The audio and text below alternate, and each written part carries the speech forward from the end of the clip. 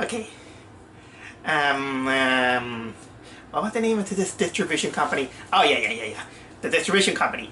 G-Kids. G-Kids, the distribution company that brings us some, brings to America some beloved animated films like most of the Studio Ghibli films, and well, a movie that I do have one of these movies.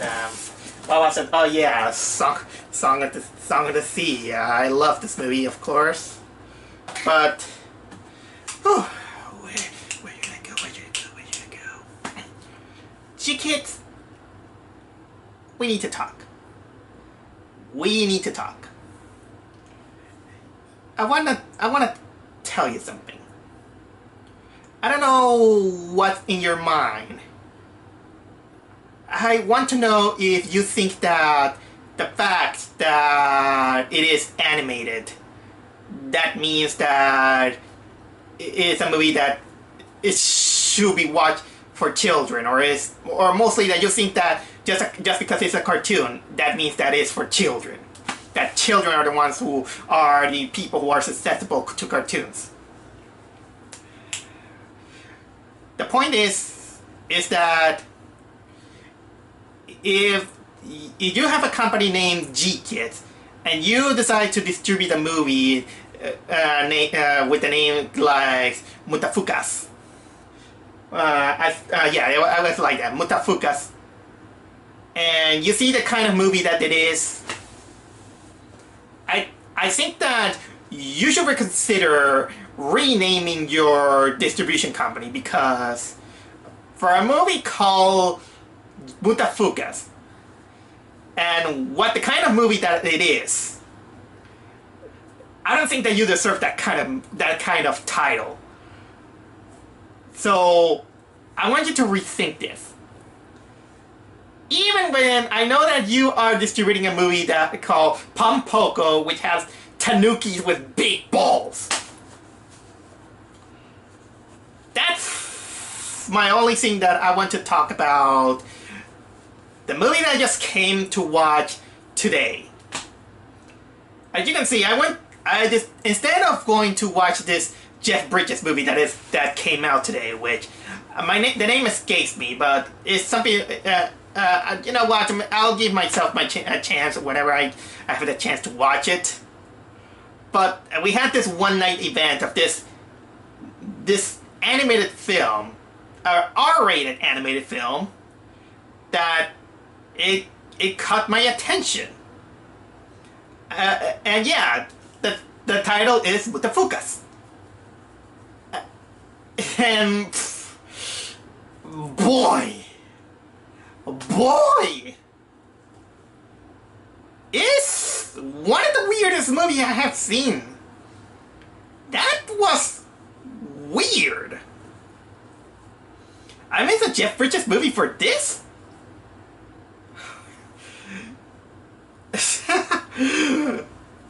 Alright. Keep calm.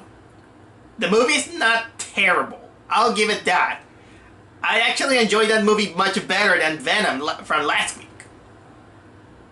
But this is one movie that you're gonna get this at least once in a lifetime.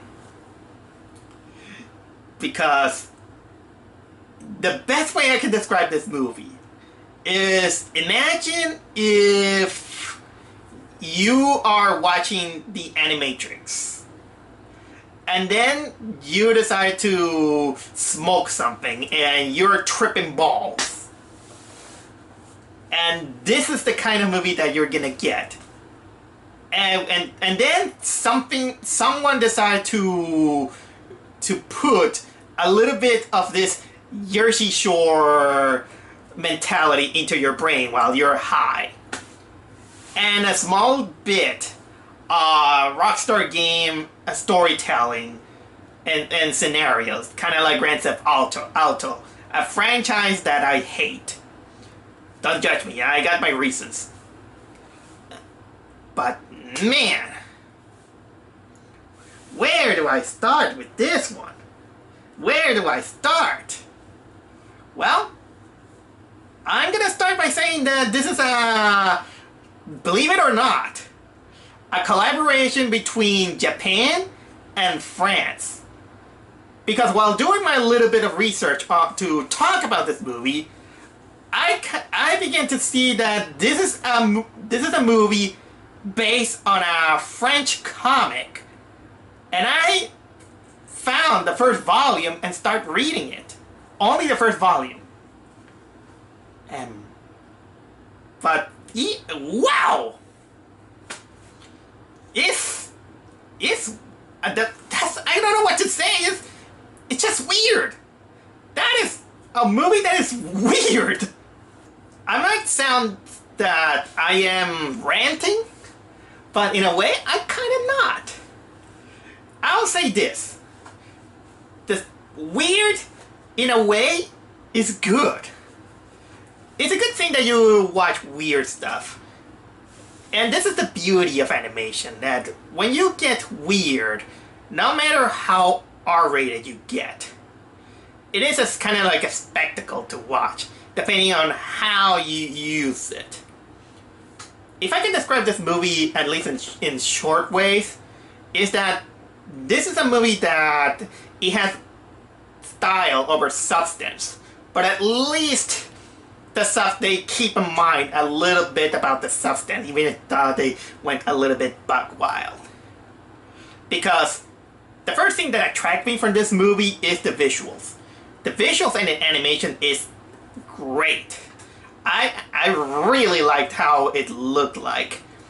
It's not anime-esque like. It kind of has a little bit of a combination of this, a little bit of Japanese style, no, French style comics, but not like the Asterix one, just kind of like the trippy ones. But it also reminds me of in a way, of this kind of Mexican local comics that you see in those underground comics that I read when I was a kid. Yeah, believe it or not, sometimes you're gonna see comics that are not distributed over on mainstream. Sometimes because it's too naughty, or they just want to focus it on a very, very local area, let's say. And you're gonna get this kind of this graphic style in which some of the character may look too human, or some of the character look a little bit too caricaturesque. Man, that I haven't even started saying, I mean, what the movie is about. Well, I'll put it into perspective. In perspective one, which is the typical story that you find, is the typical story of some guy who lives a mundane life, and he thinks that he's not gonna get away with it, and then he for some fate or something like that, he begins to get chased by people who think that he's more than that, and it kind of becomes a little bit of a chase movie. That's the plot line that you're gonna get as a basis. And now the second perspective, which is a little bit more into the movie. The movie is about this guy named Angelino. He lives, pause, because I'm kind of getting a little bit too excited about this movie. Angelino, this is our main character, is this guy who kind of looks, what will you do if you cross Krillin from Dragon Ball and Token Black from South Park? It's kind of like this hybrid mixture on what he looks like. But the thing is that he lives in this he lives a mundane life in this ghetto-ish, low class dystopian version of Los Angeles, California. Imagine kind of like living in the slums, but looking a little bit more in the kind of like the bad part of the city. He's just this guy who he has a mundane life. He can't keep a job, and the movie starts with him crashing into a truck because he was delivering pizza, but he was distracted by a beautiful Japanese-looking girl. And well, part of his mundane life is that he lives in this apartment with his best friend, which is a kind of like this skeleton with flaming hair named Vince. Kind of imagine what will happen if Ghost Rider had a son. He lives in this apartment. It's all dirty, mungy. They don't have economic resources, and well, he also lives with the cockroaches. He feeds the cockroaches because apparently because he has a problem with them. And they have this mundane life, but ever since he had this hit on with the scooter with a truck, he begins to feel headaches, and then he begins to see people who have these kind of tentacle shadows in them. And as much as it progresses, he finds out that he's being followed, and then from this point he finds out that apparently some men in black is trying to follow him, and also they're trying to kill him. And at that point he runs away alongside his friend Vince. And then the movie takes pretty much is this. A big chase movie. Boy, the things that you watch. And naturally, because I went to see a French-Japanese film, it apparently is also natural that when I went to see the movie, I went to see an English dub version. And I'll say this, the voice acting is not bad. They did a pretty good job in the voice acting.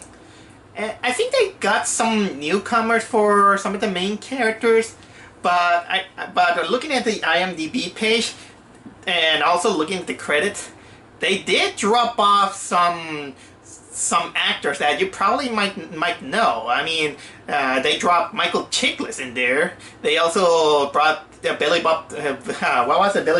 Billy Bob Thornton. Hold on, let's see. Yeah, Billy Bob Thompson and Danny Trejo is also there.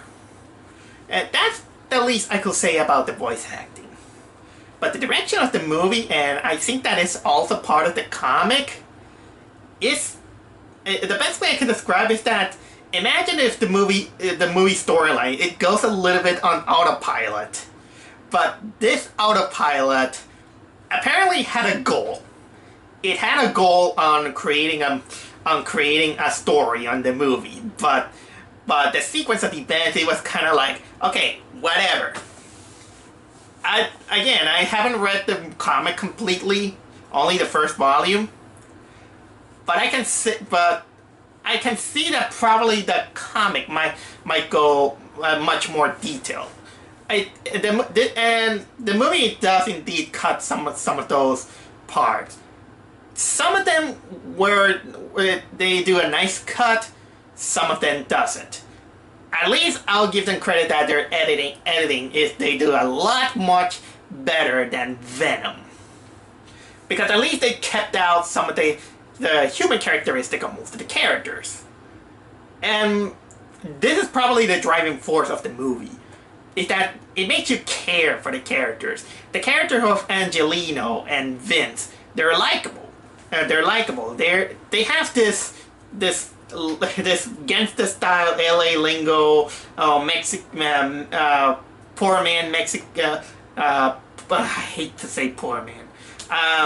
This poor people tendency, slang talk, and insults that it feels natural in a way, especially when they're living in a world where everything is run out by gangsters and it's a very nasty place to live, but they kind of just do what they want, what they will to go along with it. Although. And some of the characters that appear are technically in a way interesting. Okay, if I had to go a little bit of a rundown of other characters apart from the characters Angelino and Vince, let's say that there is a little bit of a comic relief called Willie, who he kind of looked like this kind of like a cat that it kind of looked like the aborted fetus Dr. Wily in a way. I don't know. It's kind of like the mustache. I kind of get that vibe.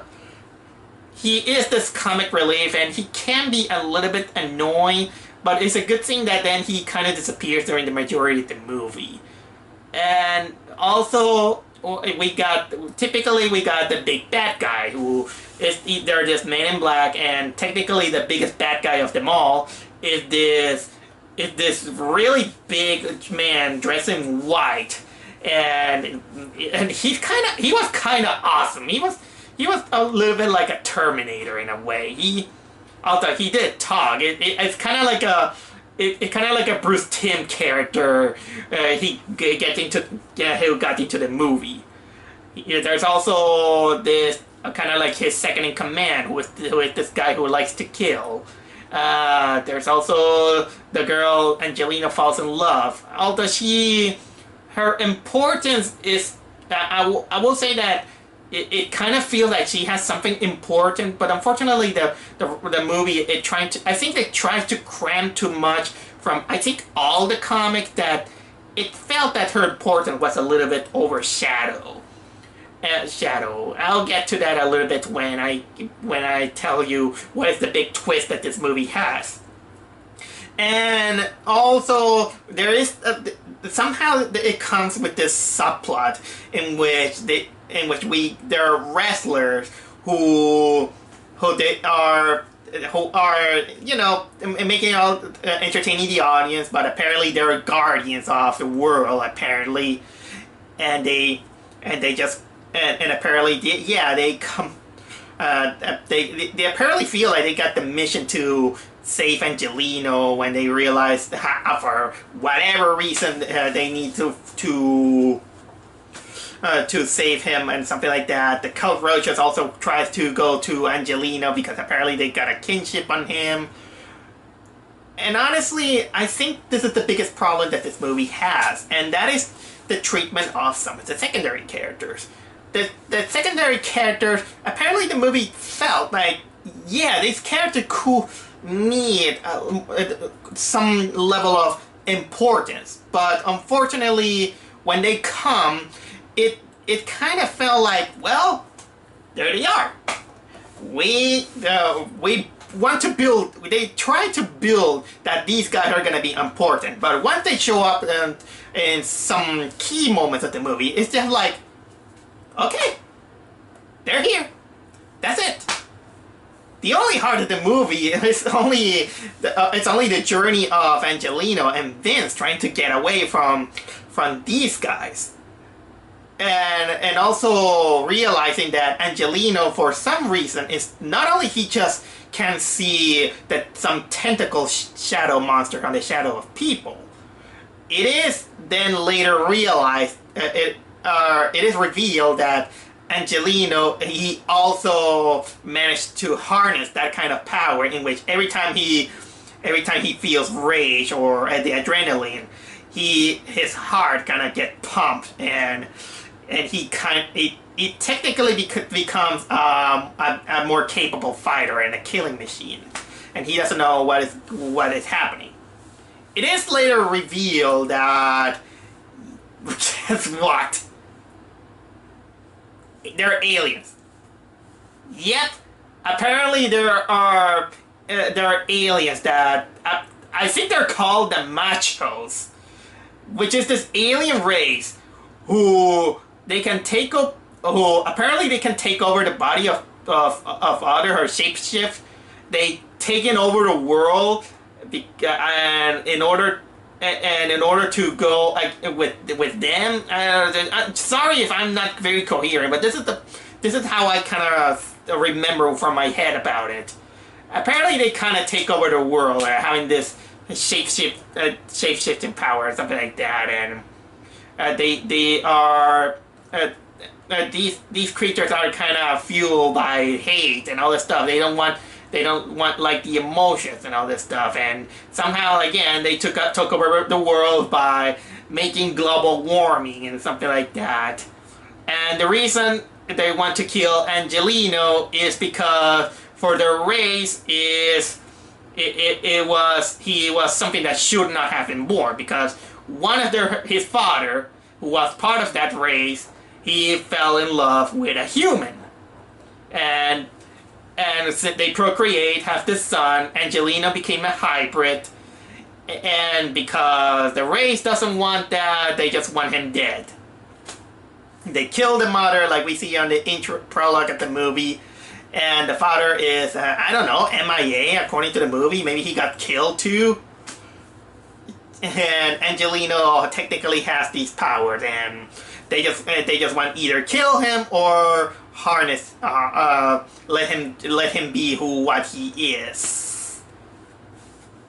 Yep, what I'm telling you is true. If you don't believe me, watch that movie. For some reason, and from the power that they got, I think this is the second movie in a row that we're talking about alien symbiotes. As for the style, how can I say this? There are times in which the movie does try to go like a typical movie that you see. Then sometimes the soundtrack, it kind of to keep you pumped or something like that. They go into this gangsta-style reggae movie that, well, maybe you might like it or not, but personally, I don't like reggaeton. Although, it is kind of refreshing to see that the animation company did manage to try their best to make a research on how gangster life live and how they can interpret that. After the credits of the movie, I saw the making of this one, and it's kind of admirable to see how the Japanese, they kind of had the challenge to learn about the gangster life which is something that in their culture is kind of alien for them, and they decided to adopt that in order to make an adaptation of a French comic. That's admirable in their part. And sometimes I will say that there are parts of the movie in which it want to play out like how can I say some art choice of graphic design in which apparently then later appear and say, who are these Mac fighters? Well, Angelino and Vince will how did they gonna get out of this? I think there are 3 times in which they do that. Sometimes there are times in which they change the art style. I mean, one gag that I kind of get a chuckle out of it is that they add the wanted poster of Angelino and Vince, and the wanted post, their profile pictures is them drawn in a very realistic way. So imagine I don't like saying this, but imagine Angelino looking like the stereotypical black man, and Vince is just a skeleton. I just kind of get a chuckle on that. And well, I will say this. Oh yeah, the movie is violent. I'm gonna say this. The movie is violent. There are a little bit of gory scenes. There's blood. There's even a scene in which a guy, he just steps on a rat, and you can see the rat gore and all that. So yep, I warn you. This is why I had to tell G-Kids that they should rethink on how they have to name their distribution company, because again, not everything that is animated means that children is your target. I've been warning this a long time to many people who like animation. Children is not your target. Never target children with animation. Everybody is in game. Everybody is in. I don't care if it's R-rated, G-rated, PG-13, and all that bullshit. And so instead of making, I think that kind of, I have an idea. If for animation, instead of restricting people with R-rated, G-rated, and all this stuff, you should warn them. Give them the warning of what the movie contains. And just warn them. Don't restrict them. Warn them. Or else you're gonna end up with this catastrophe of saying, hey, we're gonna distribute animation. What? Animation? So what are we gonna call our distributing company? Oh, G-Kit. Wait a minute. So we're gonna distribute movies like for children? Yeah, we're gonna distribute children for, I mean, like this Studio Ghibli and all these kind of movies. Wait a minute. Isn't there a movie about Tanuki with giant balls? Oh yeah, what? I mean, it's just giant balls. It's nothing. It's part of Japanese culture. What else there's gonna be? Oh, how about a French movie that their title kind of sounds like this insult that I'm not gonna dare for now to talk about it on camera. It has blood. It has gore. I don't care. It's animated. What? You got shot yourself in your food, G-Kids. Rethink a little bit the name of your distribution company. But in the long run, do I recommend Mutafukaz? And I will say that I don't think that it's gonna be for everyone's taste. But if you're into animation, it is something that is interesting to watch. It's weird, in my opinion. It is a weird film, and I will say that oh yeah, I forgot to say that it is the climax that kind of feels like the movie kind of felt like it didn't know where to go. But I mostly blame that they just wanted to cram. I think it is 5 volumes of the comic. And they just wanted to run it down for I think the movie is just 2 hours long.